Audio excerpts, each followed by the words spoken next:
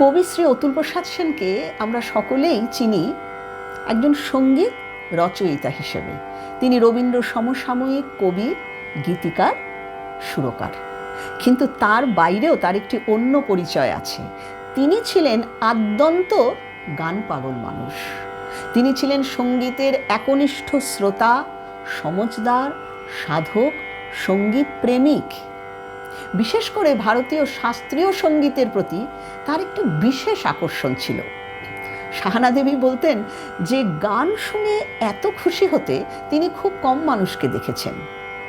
লখনৌয়ের কেরলবাগের সুবিশাল বাসগৃহে তিনি প্রায়ই তার এত কর্মব্যস্ত জীবনের মধ্যেও আয়োজন করতেন সঙ্গীত সভার, এবং যখন ভারতের বিভিন্ন প্রান্ত থেকে খ্যাতনামা গাইয়ে বাজিয়ে এসে উপস্থিত হতেন, শুধু কলকাতা নয়, রামপুর, গোয়ালিয়র, ইন্দোর, বেনারস, হায়দ্রাবাদ, বিভিন্ন প্রান্ত থেকে খ্যাতনামা শিল্পীরা এসে হাজির হতেন সেনবাড়িতে। রাগ রাগিনীর আলাপনে গম গম করে উঠত সেনবাড়ির অন্দরমহল। কবি অতুল প্রসাদ সেন বিমুগ্ধ হয়ে সেই সব শাস্ত্রীয় সঙ্গীতের রসাস্বাদন করতেন।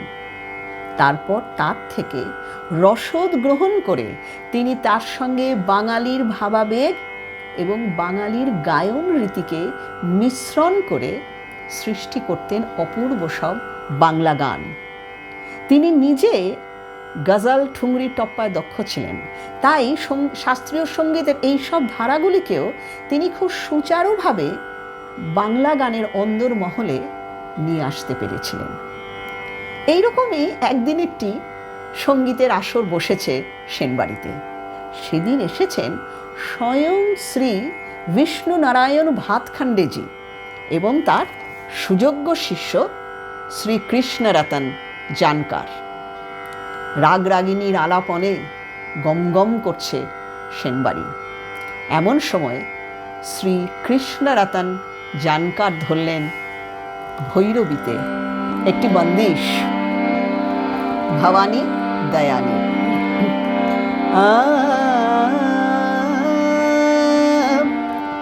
ভবানী দয়ানী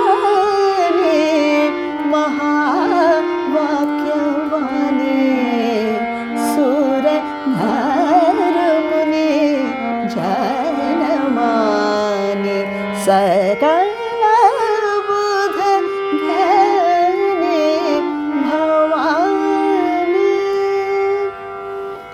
মুগ্ধ হয়ে শুনলেন অতুল প্রসাদ। তারপর সেই ভৈরবী ঠাঁটের উপরে ভিত্তি করে ঝাঁপতালে আবদ্ধ করে সৃষ্টি করলেন একটি অপূর্ব বাংলা গান, সে ডাকে আমারে বিনাশে সখারে।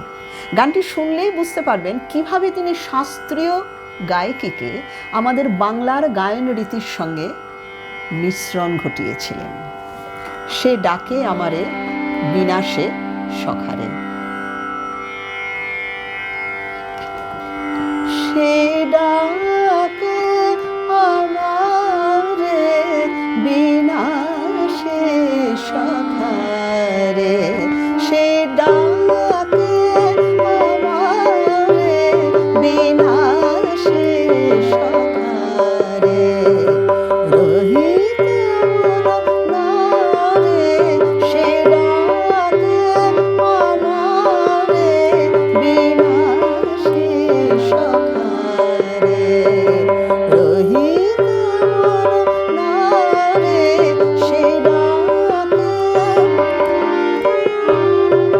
প্রভাতে যারে দেখিবে বলে দ্বার খোলে কুসুম কোলে। প্রভাতে যারে দেখিবে বলে দ্বার খোলে কুসুম কোলে।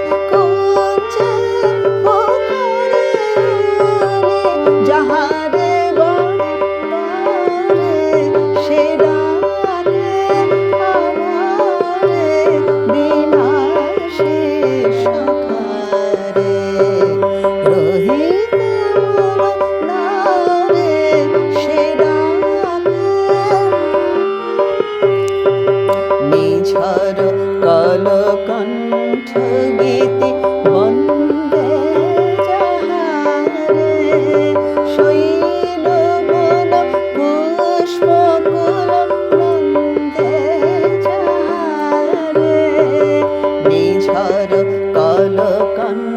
জাগে